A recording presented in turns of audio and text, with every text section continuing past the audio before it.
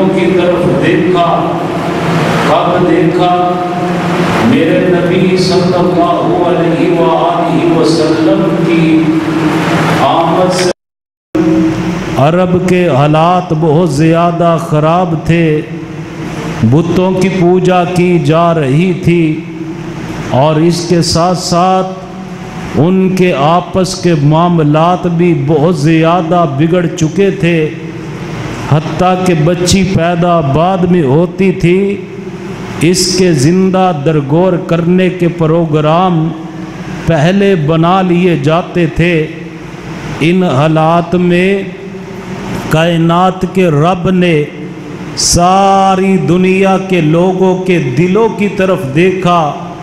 फवजद क़ल्ब मुहम्मदिन सल्लल्लाहु अलैहि व आलिहि वसल्लम, अल्लाह ताला को इन हालात में मेरे नबी सल्लल्लाहु अलैहि व आलिहि वसल्लम का क़ल्ब अतहर इतना पसंद आया। फजतबाहु वब्तअसहु बिरिसालतिही, अल्लाह ताला ने मेरे पैगंबर को चुन लिया और चुनने के बाद अल्लाह ताला ने नबी अलैहिस्सलातु वस्सलाम को अपना रसूल बना दिया। रसूल चुनने के बाद सुम्मा नज़रा फ़ी क़ुलूबिल इबाद, अल्लाह ताला ने फिर लोगों के दिलों की तरफ देखा। तमाम लोगों के दिलों में अल्लाह ताला को असहाबे मुहम्मद सल्लल्लाहु अलैहि वसल्लम के दिल इतने पसंद आए, अल्लाह ताला ने हज़राते सहाबाए किराम को नबी अलैहिस्सलातु वस्सलाम की सोहबत के लिए और आप सल्लल्लाहु अलैहि वसल्लम के पास आकर के शर्फ़े सहाबियत को हासिल करने के लिए अल्लाह ताला ने इन पाक हस्तियों को चुन लिया, जिन्हें हज़राते सहाबाए किराम रिज़वानुल्लाहि अलैहिम अजमाइन कहा जाता है। अल्लाह ने हमें आफ़ताब भी अता फरमाया और आफ़ताब नबूवत की किरणें जब इन अरब के लोगों पे पड़ी तो उनके हालात तब्दील हो गए। अगर अबू बकर पे पड़ती हैं तो सिद्दीक़ अकबर बन जाते हैं। आफ़ताब नबूवत की किरणें अगर जनाब उमर पे पड़ती है तो फ़ारूक आज़म बन जाते हैं। आफ़ताब नबूवत चमका, उसकी किरणें हज़रत उस्मान पे पड़ती हैं। उन किरणों की वजह से हज़रत उस्मान पैकरे हया भी बन जाते हैं, ज़ुन्नुरैन भी बन जाते हैं।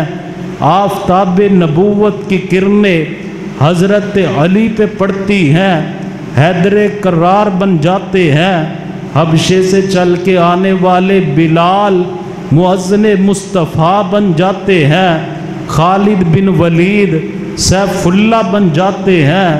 अबू उबैदा बिन जरा अमीन उम्मत बन जाते हैं। जितने भी आए नबी का चेहरा देखते रहे, आपके चेहरे का दीदार करते रहे। ये दीदार करना अल्लाह को इतना पसंद आया कि जो भी नबी का चेहरा देख के सहाबी बन जाता है ना, अल्लाह ताला उस पे जहन्नम की आग को हराम फरमा देते हैं। नबी अलैहिस्सलाम ने फरमाया, ला तमस्सन नारु मर्रानी औ रआ मर्रानी, जिसने ईमान की हालत में मेरे चेहरे को देख लिया, अल्लाह ताला ने उस पे जहन्नम की आग को हराम कर दिया। फरमाया यहाँ बस नहीं, और मर्रानी, जिसने उसको देखा, किसे? यानी नबी के सहाबी को देखा और देख कर के ताबी हो गया, अल्लाह ने उस पे भी जहन्नम की आग को हराम फरमा दिया। हज़राते सहाबाए किराम ऐसी अजीम हस्तियां हैं। नबी अलैहिस्सलाम ने फरमाया, एक वक़्त आएगा لوگ جنگ کر رہے ہوں گے تو اچانک ان میں اعلان ہوگا کیا تم میں ایک پیغمبر کا صحابی موجود ہے؟ کہا جائے گا ہاں پیغمبر کا صحابی موجود ہے۔ فرمایا اس صحابی کی موجودگی کی برکت سے اللہ تعالی مسلمانوں کو جنگ میں فتح عطا کر دیں گے۔ فرمایا پھر ایک وقت آئے گا لوگ جہاد کرتے ہوں گے تو اچانک اعلان ہوگا کیا تم میں کوئی ایسا بندہ موجود ہے جس نے پیغمبر کے صحابی کو دیکھا؟ یعنی کہ کیا تم میں تابعی موجود ہے؟ لوگ کہیں گے ہاں ہم میں ایک تابعی موجود ہے۔ اس تابعی کے وجود کی برکت سے، اس کی موجودگی کی وجہ سے اللہ تعالی مسلمانوں کو فتح عطا کر دیں گے۔ پھر اعلان ہوگا ایک وقت آئے گا کیا تم میں کوئی ایسا بندہ موجود ہے کہ جس نے نبی کے دیکھنے والے کو دیکھا، یعنی کہ تابعی کو دیکھ کے تبع تابعی بن گیا؟ کہا جائے گا ہاں ایک تبع تابعی موجود ہے۔ فرمایا صحابی کو دیکھنے والا تابعی اور تابعی کو دیکھنے والا تبع تابعی، اس کی برکت کے ساتھ اس کی موجودگی کی وجہ سے اللہ تعالی میدان جہاد میں فتح عطا فرما دیں گے۔ ایک مرتبہ حضرت رسول اللہ صلی اللہ علیہ وآلہ وسلم تشریف فرما ہے، میرے نبی کے سامنے ایک جنازہ گزرا، صحابہ کرام نے اس کی بڑی تعریفیں کی۔ اللہ کے رسول یہ بندہ بڑا اچھا، اس کا اخلاق بڑا اچھا، اس کا کردار بڑا اچھا، اس کی عادات بڑی اچھی۔ نبی علیہ السلام نے تمام باتوں کو سن کر صرف ایک جملہ ارشاد فرمایا، آپ فرماتے ہیں واجبت، اس کے لیے واجب ہو گئی۔ پھر ایک جنازہ گزرا، نبی علیہ السلام سے فرمایا گیا اللہ کے رسول یہ بندہ اچھا نہیں تھا، نہ اس کا اخلاق اچھا، نہ اس کا عقیدہ اچھا، نہ اس کے اعمال اچھے، نہ اس کا کردار اچھا۔ میرے نبی صلی اللہ علیہ وآلہ وسلم نے پھر اپنی زبان نبوت سے ایک ہی جملہ ارشاد فرمایا، آپ فرمانے لگے واجبت، اس کے لیے بھی واجب ہو گئی۔ حضرات صحابہ کرام نے بڑا تعجب کیا، فرمانے لگے اللہ کے رسول اگر اچھے بندے کا جنازہ گزرا آپ نے پھر بھی واجبت فرمایا، جب برے بندے کا جنازہ گزرا آپ نے پھر واجبت فرمایا، دونوں کے لیے آپ نے فرمایا واجب ہو گئی، واجب ہو گئی۔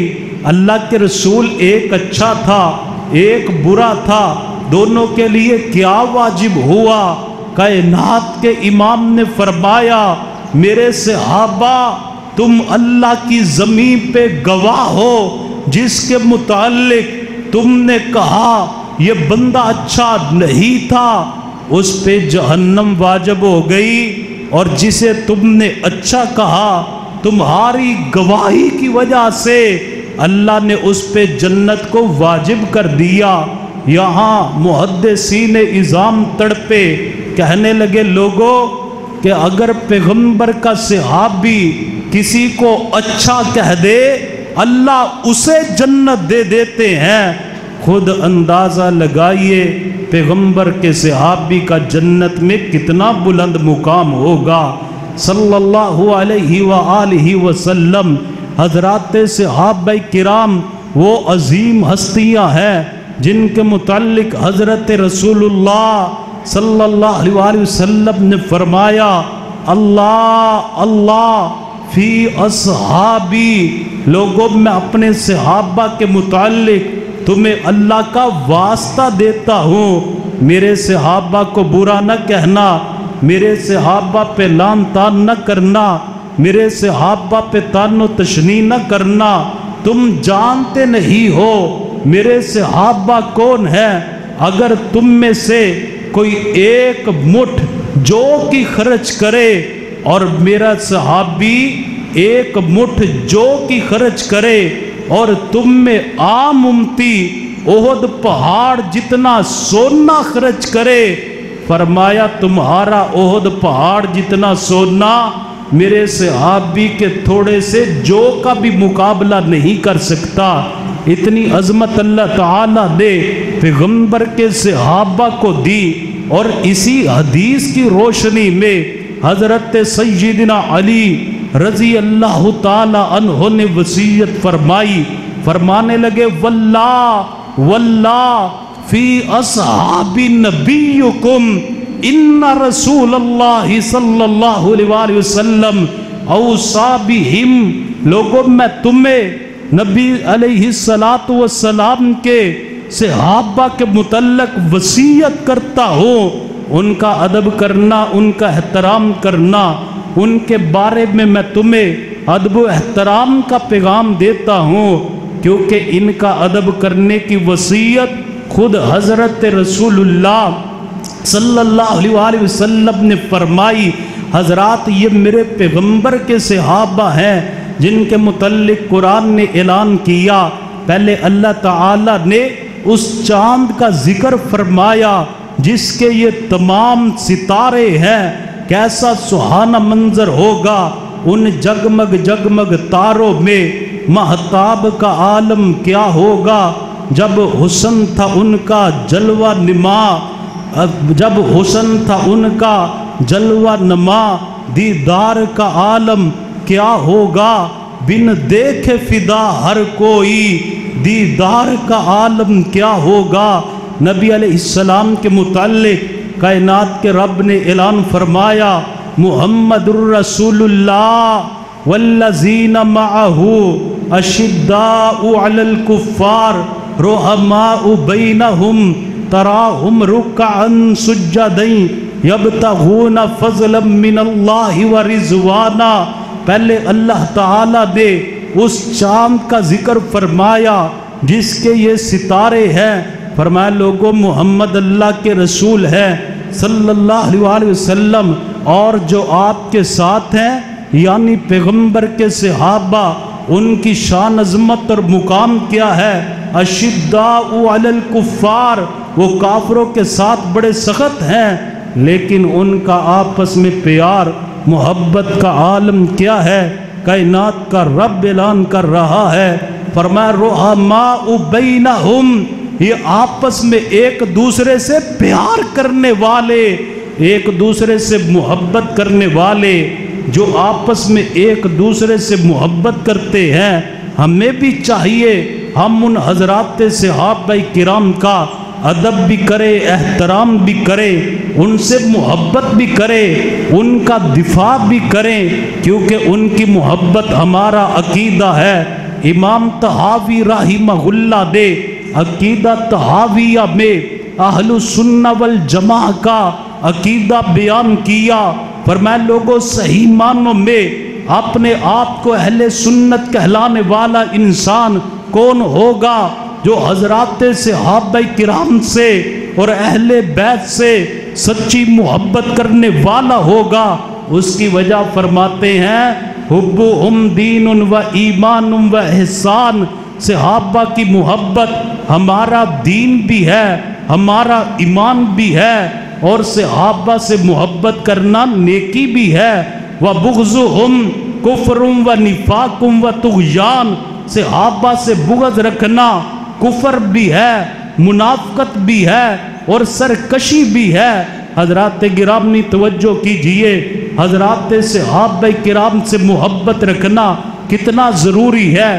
ایک دن نبی علیہ السلام کے پاس ایک آدمی آیا، آ کر کے سوال کرنے لگا میرے محبوب سے، متی الساعہ یا رسول اللہ صلی اللہ علیہ وسلم، اللہ کے رسول یہ قیامت کب آئے گی؟ نبی علیہ السلام نے فرمایا مجھے قیامت کا تو علم نہیں، لیکن میں تجھ سے سوال کرتا ہوں ما اعددت لہا، بتا تو نے قیامت کے آنے کی تیاری کیا کی ہے؟ یہ نبی علیہ السلام سے کہنے لگا اللہ کے رسول کو اتنی خاص تیاری تو نہیں ہے، لیکن اتنا ضرور ہے میرے دل میں آپ کا پیار ہے، آپ کی محبت ہے۔ نبی علیہ السلام نے فرمایا مجھ سے محبت کرنے والے، مجھ سے پیار کرنے والے، تیرے لیے خوشخبری ہے، تو جس سے پیار کرتا ہے قیامت والا دن ہوگا اللہ تجھے اس کا ہی ساتھ عطا کر دیں گے۔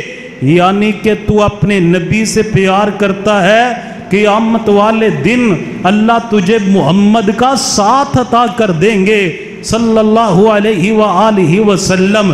یہ باتیں حضرت انس رضی اللہ تعالی عنہ سن رہے ہیں، فرمانے لگے فوراً انا احب النبی صلی اللہ علیہ وسلم و ابا بکر و عمرہ، میں اللہ کے رسول سے محبت کرتا ہوں، میں ابو بکر صدیق سے بھی محبت کرتا ہوں، میں حضرت عمر سے بھی محبت کرتا ہوں، وارجو ان اکون معہم، اور میں اس بات کی امید بھی رکھتا ہوں کہ قیامت والے دن میں ان کے ساتھ ہی ہوں گا، کیونکہ بِحُبِّ إِيَّاهُمْ، میری تو ان سے بڑی خاص محبت ہے، وَإِن لَمْ أَعْمَلُ بِمِثْلِ أَعْمَالِهِمْ، اگرچہ میرے اعمال ابو بکر و عمر کے اعمال جیسے نہیں ہیں، لیکن میرے دل میں ابو بکر و عمر کا اور حضرت رسول اللہ کا پیار اور محبت اتنا زیادہ ہے کہ مجھے امید ہے اللہ قیامت والے دن اس محبت کی وجہ سے مجھے رسول اللہ کا بھی ساتھ عطا کریں گے، اللہ مجھے ابو بکر کا ساتھ بھی عطا کریں گے، اللہ مجھے جناب عمر کا بھی ساتھ عطا کریں گے۔ حضرات اس حدیث کی روشنی میں اللہ کو گواہ بنا کر کے ایک دعا کرنے لگا ہوں، آپ آمین کہہ دیجئے۔ اے اللہ، ہم بڑے گناہ گار ہیں، ہم بڑے خطا کار ہیں، غلطیوں کے پتلے ہیں، انسان ہونے کے ناطے سے ہم سے گناہ بھی ہو جایا کرتے ہیں، لیکن اللہ ہم تیرے نبی سے بھی پیار کرتے ہیں، تیرے نبی جن سے پیار کرتے تھے ابو بکر و عمر، ہم ان سے بھی پیار کرتے ہیں۔ اللہ تو اس سے دعا کرتے ہیں قیامت والے دن اپنے نبی کے ساتھ اور ہمیں ابو بکر و عمر کے قدموں میں اٹھنے کی سعادت نصیب فرما۔ اور یہ بڑی سعادت والی بات ہے، ابھی پرسوں کی بات ہے، لاہور میں فضائل صحابہ رضوان اللہ علیہم اجمعین کانفرنس ہو رہی تھی، ہماری جماعت کے خطیب قاری عبد المتین اصغر رحمت اللہ علیہ انہوں نے خطبہ پڑھا، خطبے کے بعد رسول اللہ پہ درود پڑھا، اللہ کی حمد و ثنا بیان کی، حضور پہ درود و سلام پڑھا، اس کے بعد صحابہ کرام رضوان اللہ علیہم اجمعین کی شان کو بیان کرنا شروع کر دیا، قرآن کی آیہ مبارکہ پڑھی، اولئک الذین امتحن اللہ قلوبہم للتقوی لہم مغفرہ، جب لہم مغفرہ پہ پہنچے تو روح پرواز کر گئی، ان کی روح پرواز کر گئی، فوت ہو گئے، اسی وقت سٹیج پہ انہیں اٹھا کر کے ہاسپٹل لے گئے، انہوں نے بتلایا یہ تو تب کے ہی فوت ہو چکے ہیں۔ حضرات کتنی سعادت والی موت ہے، کتنی خوش نصیبی کی بات ہے کہ زندگی کا آخری سانس بھی نکلا تو صحابہ کرام کی محبت میں نکلا رضوان اللہ علیہ مجمعین۔ حضرات صحابہ کرام سے محبت رکھنا ہر بندے کے لیے ضروری ہے، حضرات صحابہ کرام سے پیار کرنا ہر انسان پہ واجب ہے۔ حضرت امام مالک رحمہ اللہ جانتے ہیں یہ کون امام مالک ہیں، جن کی ساری زندگی مدینہ منورہ میں گزری، اور جب زندگی کے آخری ایام آئے حضرت امام مالک کبھی مدینے سے باہر سفر بھی نہیں کرتے تھے۔ لوگوں نے پوچھا امام مالک مدینے سے باہر سفر کیوں نہیں کرتے؟ امام مالک فرمانے لگے کہیں ایسا نہ ہو مجھے مدینے سے باہر ہی موت آ جائے، میں مرنا بھی مدینے میں ہی چاہتا ہوں۔ پھر ایسا ہی ہوا، امام مالک رحمہ اللہ مدینہ منورہ میں ہی فوت ہوئے، اور بقیع قبرستان جسے جنت البقیع کے نام سے پکارا جاتا ہے اس میں जैसे ही इमाम मालिक रहिमहुल्लाह को दफन किया गया, इमाम मालिक रहिमहुल्लाह फरमाते हैं हजरात सहाबा किराम के बाद जब ताबईन का दौर आया, आइम्मा मुहद्दिसीन का दौर आया, तो आइम्मा मुहद्दिसीन हजरात ताबईन तबा ताबईन अपनी औलादों को नबी के सहाबा की मोहब्बत इस तरह सिखाया करते थे। फरमाते जिस तरह कुरान पाक की कोई सूरत सिखाई जाती है, जिस तरह कुरान पाक का दरस दिया जाता है ना, सहाबा अपनी औलादों को, सहाबा के बाद ताबईन अपनी औलादों को सहाबा की मोहब्बत का इस तरह दरस दिया करते थे। हज़रत बिशर रहिमहुल्लाह फरमाते हैं ये हज़रत बिशर सहाबा किराम से बड़ी मोहब्बत करने वाले थे। ये जब फौत हो गए किसी को ख्वाब में मिले, ख्वाब में उनका दीदार हुआ, पूछने वाले ने ख्वाब में पूछा बिशर बतलाइए आपके साथ अल्लाह ताला ने क्या मामला किया, ये इतने अजीम इंसान थे। हज़रत बिशर रहिमहुल्लाह फरमाने लगे मेरे फौत होने के बाद मेरा एक अमल मेरे काम आ गया। वो क्या अमल था? फरमाते हैं जमीन पे एक कागज का टुकड़ा पड़ा हुआ था, उस पे रब करीम का नाम लिखा हुआ था। मैंने उस टुकड़े को उठाया, साफ किया, आंखों पे लगाया, उसका अदब किया, एहतराम किया, ऊंची जगह पे बुलंद मुकाम पे रख दिया। मेरे मरने के बाद कायनात के रब ने मेरे इस अमल को ही कबूल कर लिया और ऐलान फरमा दिया बिशर तूने मेरे नाम को बुलंद किया, मैंने तेरे नाम को बुलंद कर दिया। ये हजरत बिशर रहिमहुल्लाह अपनी जिंदगी में फरमाया करते थे लोगों मैंने नमाजें तो बड़ी पढ़ी, पता नहीं कबूल हुई या ना हुई, मैंने रोजे तो बड़े रखे, पता नहीं कबूल हुए या ना हुए, मैंने सदका खैरात तो बहुत किया, पता नहीं कबूल हुआ या ना हुआ, लेकिन एक नेकी मेरे पास ऐसी है जिसकी बरकत से कल क़यामत वाले दिन मुझे माफ करके जन्नत अता कर दी जाएगी।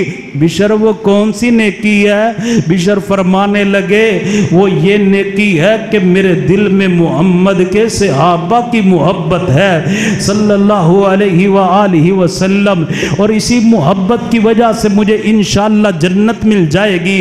हजरात ताबईन तबा ताबईन अपनी औलाद को सहाबा के वाक़यात सुनाया करते थे। आज हमारी औलादें बिगड़ गई, आज हमारी औलादें तबाह हो गई, कार्टूनों ने बर्बाद कर दिया, मोबाइल ने हमारी औलादों को बर्बाद कर दिया, उनकी तरबीयतें बिगड़ चुकी हैं। काश हमने हजरात सहाबा किराम के किरदार बतलाए होते, काश हमने अपनी औलादों को सहाबा किराम के किस्से और वाक़यात सुनाए होते, काश हमने उनको नबी के साथ मोहब्बत और वफाओं की जो दास्तानें थी वो बयान की होती। हजरात फिर नतीजा पता क्या निकलना था? एक छोटा बच्चा स्कूल पढ़ने के लिए गया, जब स्कूल में जाता है तो उस्ताद उसका बच्चों से पूरी क्लास से सवाल करने लगा। एक से पूछा बेटा तुम क्या बनोगे? वो कहने लगा उस्ताद जी मैं डॉक्टर बनूंगा। दूसरे से पूछा बेटा तुम क्या बनोगे? कहने लगा उस्ताद मोहतरम मैं इंजीनियर बनूंगा। तीसरे से पूछा तुम क्या बनोगे? कहने लगा मैं पायलट बनूंगा।